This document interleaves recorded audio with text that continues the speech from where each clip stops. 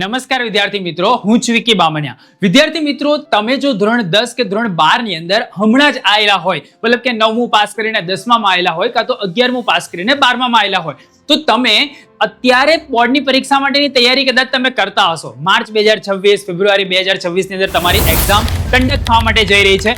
એ બધી જ ઇન્ફોર્મેશન જો તમને પહેલેથી ખબર હોય કે આ વખતની બોર્ડની પરીક્ષાનું પ્લાનિંગ કેવી રીતે થઈ રહ્યું છે, સિલેબસ કઈ રીતે આવશે, કઈ એક્ઝામ ક્યારે કન્ડક્ટ થવાની છે અને બેસ્ટ ઓફ 2 શું છે, બોર્ડ 2 વખત પરીક્ષા લેવાનું છે, આ વખતે હેતુલક્ષીનું ભારણ કઈ રીતે વધવાનું છે, આ બધી જ ચર્ચા આજે આપણે આ વિડીયોની અંદર કરવાના છે. તો તૈયાર થઈ જાઓ વિદ્યાર્થી મિત્રો, તમારા નવા આ વખતની જે બોર્ડ એક્ઝામની જે જર્ની છે એને સર કરવા માટે. તમે ગુજરાતના સૌથી મોટા પ્લેટફોર્મ પર આવેલા છો. તમને નીચે અહીંયા સબસ્ક્રાઇબરનો આંકડો બી દેખાતો હશે. 15,50,000 થી બી વધારે વિદ્યાર્થીઓએ આ ચેનલને સબસ્ક્રાઇબ કરેલી છે. તો તમે પણ કરી શકો છો. TDY નામ છે, જસ્ટ આમ સર્ચ કરશો ને તો પણ આવશે અને વર્ષોનો એક્સપિરિયન્સ તમને અહીંયા મળશે. તમે તમારા ભૂતપૂર્વ જે વિદ્યાર્થીઓ હોય, જે 10મા ધોરણની અંદર પાસ કરી ચૂકેલા હોય, 12મા ધોરણની અંદર પાસ કરી ચૂકેલા હોય, એમને પૂછજો આ ચેનલનો રિવ્યુ શું છે. પહેલા આપણે ચેનલનું નામ ધ દિવાલીપુરા યુથ રાખ્યું હતું, હવે શોર્ટ ફોર્મમાં TDY રાખેલું છે. તો TDY થી સર્ચ કરશો તો પણ આવી જશે. પણ આજે જે તમને ઇન્ફોર્મેશન મળવાની છે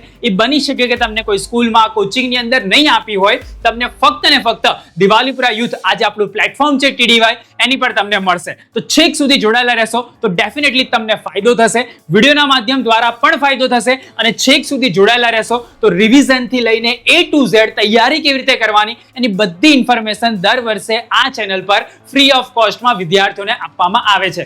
આપણી ચેનલ પરના વિદ્યાર્થીઓ મેડિકલની અંદર MBBS પણ કરે છે. આપણી ચેનલના વિદ્યાર્થીઓ IIT ની અંદર પણ છે. આપણી ચેનલના વિદ્યાર્થીઓ NIT ની અંદર પણ છે. એની માટે તમારે જાતે રિસર્ચ કરવું પડશે, કેમ કે આપણે રિઝલ્ટનું કોઈ પણ જાતનો માર્કેટિંગ કરતા નથી અને આપણો સ્વભાવ પણ નથી કે તમારા ફોટા છાપી અને અમે સબસ્ક્રાઇબર અને અમારા જે બી ચેનલ છે એના વ્યુઅરશિપ વધારીએ. એટલા માટે ક્યારેય તમને આ ચેનલ પર તમારા રિઝલ્ટનું માર્કેટિંગ થતું જોવા નહીં મળે. પણ છેક સુધી જોડાયેલા રહેશો, છેક સુધી તમે સાથ આપશો તો ડેફિનેટલી ફાયદો થશે, કેમ કે ઘણા બધા વિદ્યાર્થીઓને થયેલો છે, તમને પણ થશે.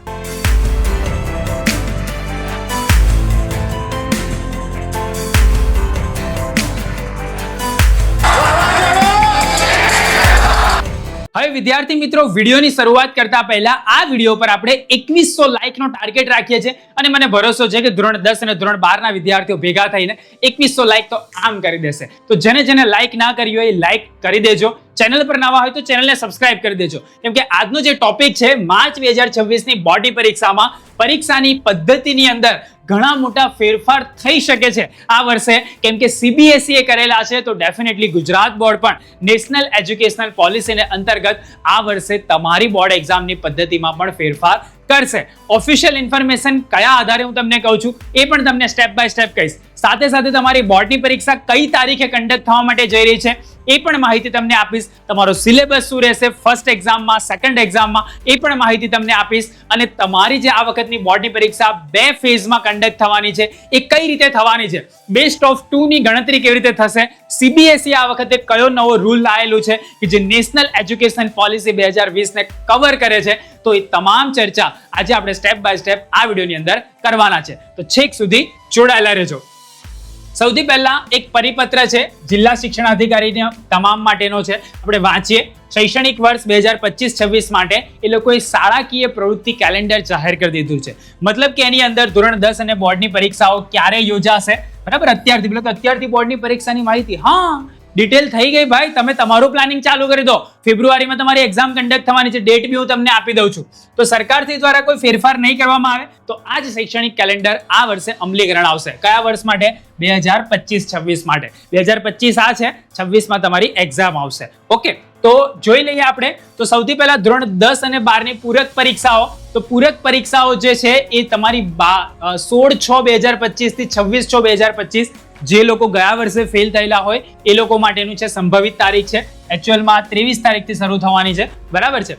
હવે જો પ્રથમ પરીક્ષા ધોરણ 9 થી 12 ની તમામ પ્રવાહની પ્રથમ પરીક્ષા 11/9/2025 થી 20/9/2025, મતલબ કે 11મી સપ્ટેમ્બરે તમારી ફર્સ્ટ એક્ઝામ ચાલુ થઈ જશે, બરાબર.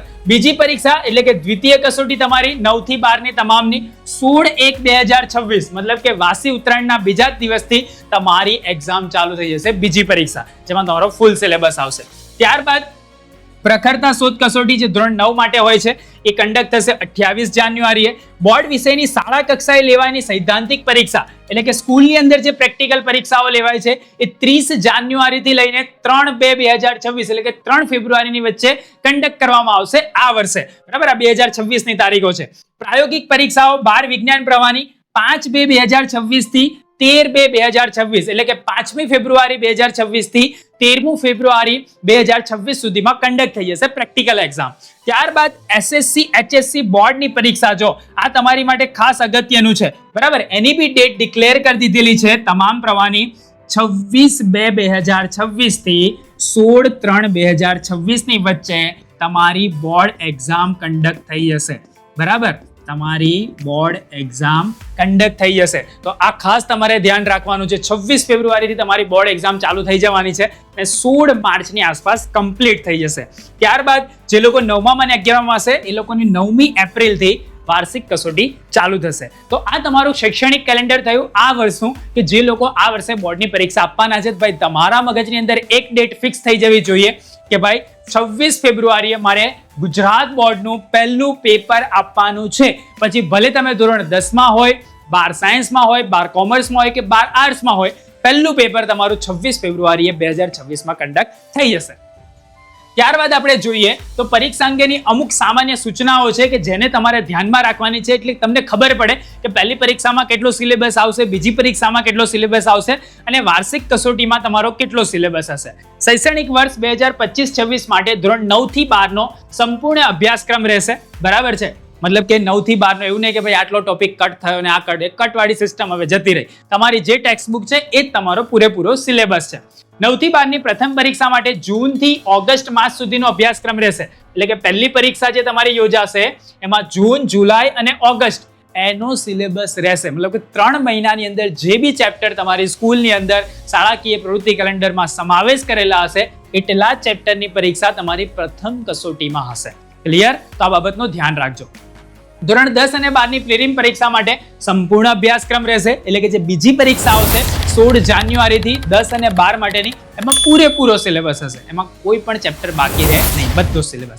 ખાલી પહેલી પરીક્ષામાં જૂનથી ઓગસ્ટ સુધીનો સિલેબસ હશે. ધોરણ 9 અને 11ની દ્વિતીય પરીક્ષા માટે જૂનથી ડિસેમ્બર માસ સુધીનો અભ્યાસક્રમ રહેશે, જેમાં જૂનથી ઓગસ્ટ સુધીના અભ્યાસક્રમમાંથી 30% પૂછાશે અને સપ્ટેમ્બરથી ડિસેમ્બર સુધીના અભ્યાસક્રમમાંથી 70% પૂછાશે. આ ફક્ત 9 અને 11માં માટે છે, 10મા અને 12મા માટે નથી. ધોરણ 10 અને 12ની બોર્ડની પરીક્ષા તેમજ ધોરણ 9 અને 11ની વાર્ષિક પરીક્ષા માટે સંપૂર્ણ અભ્યાસક્રમ રહેશે. ઓબ્વિયસલી આ દરેકને ખબર હોય, પણ પ્રથમ કસોટી માટે કેટલો સિલેબસ રહેશે એ ધ્યાન રાખજો. બીજી પરીક્ષા અને તમારી બોર્ડ એક્ઝામમાં તો ફૂલ સિલેબસ હશે, એ તમારે મગજમાં રાખવાનું છે. પણ જૂન, જુલાઈ અને ઓગસ્ટ 3 મહિનાનું સિલેબસ તમારી પ્રથમ કસોટીની અંદર આવશે. જે લોકોને સારી રીતે ભણવું છે ઓનલાઈનની અંદર, તો ડિવાઇન ડિસ્ટન્સ લર્નિંગ પ્રોગ્રામની અંદર હજુ પણ એડમિશન ચાલુ છે. એડમિશન ચાલુ છે કેમ કે ઘણા બધા વિદ્યાર્થીઓ ઈચ્છતા હતા કે સર અમને એડમિશન હજુ લેવું છે પણ તમારી ઓફર કમ્પ્લીટ થઈ ગઈ, તો અર્લી બર્ડ ઓફરને આપણે એક્સટેન્ડ કરી છે અને તમારી મતલબ કે અત્યારે 12 તારીખ થયેલી છે તો તમે 17 જૂન સુધીમાં એડમિશન લઈ શકો છો. બરાબર છે, 17મી જૂન સુધીમાં એક્સટેન્ડ કરેલી છે, તો ત્યાં તમે એડમિશન લઈ શકો છો. 499 પર મંથના બેઝિસ પર તમને ડિવાઇન ડિસ્ટન્સ લર્નિંગ પ્રોગ્રામની અંદર એડમિશન મળે છે. જે દિવાલીપુરા યુથના ટીચર્સ જ ત્યાં તમને લાઈવની અંદર ભણાવે છે, મટીરિયલ્સ વગેરે મળશે અને બીજા તો ઘણી બધા બેનિફિટ્સ એની અંદર છે. તો જેને જોડાવાનું હોય 7909979084 7909979020 પર તમે કોલ કરીને એડમિશન લઈ શકો છો. તમારું સ્કૂલ વગેરે ચાલુ થઈ ગયા હશે, કોચિંગ ચાલુ થઈ ગયા હશે, તમને સાયન્સની અંદર ખબર પડી હશે કે ભાઈ તઈ ભણાવે એમાં તો ખબર જ નહીં પડતી, પણ આ જો તમારી પાસે એક રિવિઝન પેક તરીકે બી જો તમે એને રાખશો તો એક્ઝામ વખતે અડધી રાત્રે પણ ટીચર્સ તમારી જોડે અવેલેબલ હશે અને તમે તમારા ડાઉટને ક્લિયર કરી શકશો. તમારી પાસે ટોપ લેવલનું મટીરિયલ પણ હશે અને ટોપ લેવલના ક્વેશ્ચન્સ પણ હશે કે જે તમને એક્ઝામમાં ઉપયોગી થાય. તો જેને એડમિશન લેવાનું બાકી છે આ નંબર પર કોલ કરી શકો છો, કાં તો નીચે પણ એક ઇન્ક્વાયરી ફોર્મ આપેલું છે, ફોર્મ ફિલઅપ કરી શકો છો. નંબર પર કોલ કરીને ડેમો વગેરે જોઈ શકો છો. હવે આપણે વાત કરીએ એક નવી સિસ્ટમ આ વખતે અમલીકરણની અંદર કરવામાં આવેલી હતી અને એનું ઘણા બધા વિદ્યાર્થીઓને ઘણી બધી શાળાની અંદર પણ એની જાણકારી નથી હોતી. આ નવો નિયમ છે.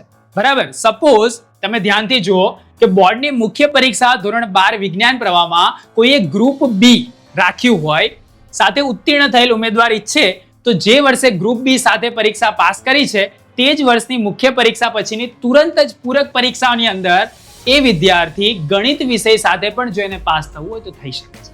બરાબર, એટલે એવું રહ્યું જ નથી કે એ ગ્રુપ વાળા માટે આ કરી શકાય ને બી ગ્રુપ વાળા માટે આ કરી શકાય. એ નિયમ હવે નથી. કોઈને પૂરક પરીક્ષા ફરીથી આપવી હોય તો એ ગ્રુપની જગ્યાએ બી ગ્રુપની એક્ઝામની અંદર બાયોલોજી સબ્જેક્ટની પણ આપી શકે છે અને એ ગ્રુપ વાળો વિદ્યાર્થી બાયોલોજી આપી શકે છે, બી ગ્રુપ વાળો વિદ્યાર્થી મેથ્સ બી આપી શકે છે. બરાબર છે. તો આ ગણિત વિષય માટે જે છે તો ગ્રુપ વાળી સિસ્ટમ કોઈ સાયન્સની અંદર હોય તો ટેન્શન ના લેતા. તમને એવું થાય કે ભાઈ જે આમ થશે તેમ થશે, ચિંતા નહીં કરવાની. અત્યારે બી ગ્રુપ રાખી પાસ થઈ જાઓ, પછી તમારે એ ગ્રુપની એક્ઝામ અલગથી આપવી હોય 1 મહિના રહીને તો અપાશે. બીજું, બોર્ડની જાહેર પરીક્ષા પુનઃ પરીક્ષા વિષય જૂથની મર્યાદામાં વિષય ફેરફાર કરી શકશે. બરાબર, બિલકુલ. તો ફિઝિક્સ નહીં આપવું, ભાઈ ફિઝિક્સ કેમેસ્ટ્રી તો કોમન જ છે, પણ મેથ્સ અને બાયોલોજી અંદર તમને ઓપ્શન્સ મળે છે.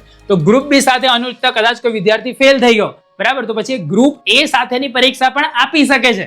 બરાબર, જે રિપીટરની એક્ઝામ થાય એની અંદર. તો બેસ્ટ ઓફ 2 નો કોન્સેપ્ટ શું છે એ બી હું તમને આગળ સમજાવું છું. તેવી જ રીતે ધોરણ 11 ની અંદર સપોઝ કોઈ વિદ્યાર્થીએ એ ગ્રુપ કે બી ગ્રુપ રાખ્યું અને એને 12મા ધોરણની અંદર ગ્રુપ ચેન્જ કરવું છે તો પણ હવે અવેલેબલ છે, ફેસિલિટીઝ અવેલેબલ છે. તમને સ્કૂલ અલાઉ કરે કે ના કરે, પણ ગુજરાત બોર્ડે આ રૂલ બનાવેલો છે. તો તમે સ્કૂલની અંદર વાત કરીને ગ્રુપ ચેન્જ કરી શકો છો. ઓકે, તો 11માં ભલે તમે વિજ્ઞાન પ્રવાહ કરી હોય એ ગ્રુપ સાથે કે બી ગ્રુપ સાથે, પણ 12માં તમે એ કે બી તમને જે ઈચ્છા થાય એ ગ્રુપ તમે રાખી શકો છો. જો કોઈ વિદ્યાર્થી ધોરણ 11 વિજ્ઞાન પ્રવાહ ગ્રુપ એ અથવા ગ્રુપ બી અથવા ગ્રુપ એ બી સાથે ઉત્તીર્ણ થયેલો હોય તો ધોરણ 12 વિજ્ઞાન પ્રવાહ કોઈ પણ ગ્રુપ પસંદ કરીને અભ્યાસ કરી શકે છે. ઓકે, તો આ ક્લિયર થવું જોઈએ. ભાઈ ગ્રુપ રિલેટેડ હવે કશું છે નહીં. બીજું, બેઝિક મેથ્સ અને સ્ટાન્ડર્ડ મેથ્સની અંદર પણ એવું હોય છે ભાઈ બેઝિક મેથ્સ વાળા સાયન્સ રાખી શકે અને સાયન્સ રાખે તો બી ગ્રુપ રાખી શકે, એ ગ્રુપ ન રાખી શકે. તેવી જ રીતે જે લોકો સ્ટાન્ડર્ડ મેથ્સ રાખ્યું છે એ લોકો એ ગ્રુપ રાખી શકે ને બી ગ્રુપ ના રાખી શકે. એ તમામ મર્યાદાઓ હવે રહી નથી. તમે કોઈ પણ ગ્રુપ રાખી શકો છો કોઈ પણ મેથ્સ સાથે. તો ઘણા બધા વિદ્યાર્થીઓને હું રિક્વેસ્ટ કરું છું કે જો તમે બેઝિક મેથ્સ રાખશો તમારો સ્કોર બી હાઈ થશે, તમારો કોન્ફિડન્સ બી બૂસ્ટ થશે અને ડેફિનેટલી તમને મેથેમેટિક્સની અંદર, કેમ કે ચોપડી તો એકની એક જ છે અને ગયા વર્ષની જો હું વાત કરું તો સ્ટાન્ડર્ડ મેથ્સનું પેપર બેઝિક મેથ્સનું પેપર સ્ટાન્ડર્ડ મેથ્સ જેવું હતું અને સ્ટાન્ડર્ડ મેથ્સનું પેપર બેઝિક મેથ્સ જેવું હતું. બરાબર, તો એવું કોઈ મર્યાદા રહી નથી. તો પ્રકરણના વેટેજ વાઇઝ બી જોવા જાઓ તો સહેલા પ્રકરણોના વેટેજ બેઝિક મેથ્સની અંદર સારા એવા છે તો તમે આસાનીથી સ્કોર કરી શકો છો. તો પછી બેઝિક મેથ્સ જ રખાય ને. કોઈક એવું કે ભાઈ મારે તો સાયન્સ લેવું છે, પણ સાયન્સ લેવા માટે બી જો બી ગ્રુપની અંદર સપોઝ કે એ ગ્રુપ કે બી ગ્રુપ જે રાખવું હોય તમે બેઝિક મેથ્સ રાખ્યો છો તો પણ તમે લઈ શકશો. બરાબર, તો આ રૂલ્સની અંદર રિલેક્સેશન આવ્યું છે. તો બે મેથ્સની હવે કોઈ લોજિકલ નથી રહેતું ભાઈ સ્ટાન્ડર્ડ મેથ્સ કેમ રાખવું કે બેઝિક મેથ્સ કેમ રાખવું. હા, કોઈને ગણિત પ્રત્યે વધારે લગાવ હોય અને કોઈકને ઈચ્છા જ હોય કે ભાઈ હું ચેલેન્જનો સામનો કરવો છે તો સ્ટાન્ડર્ડ મેથ્સ રાખી શકે. બાકી બેઝિક મેથ્સ રાખશો તો ઇઝી વેમાં તમારા સ્કોર પણ આવશે અને આગળ તમે સાયન્સમાં કોઈ પણ લાઈન પસંદ કરી શકો છો. એ ગ્રુપ બી રાખી શકો છો અને બી ગ્રુપ પણ રાખી શકો છો. બરાબર, તો 2026 વાળા જે બી વિદ્યાર્થીઓ છે ધોરણ 10 ના ધ્યાન રાખજો. તેવી જ રીતે સાયન્સ વાળાએ બી ધ્યાન રાખવાનું છે કે 11માં તમે એ ગ્રુપ રાખ્યું હોય 12માં બી ગ્રુપ રાખી શકો છો.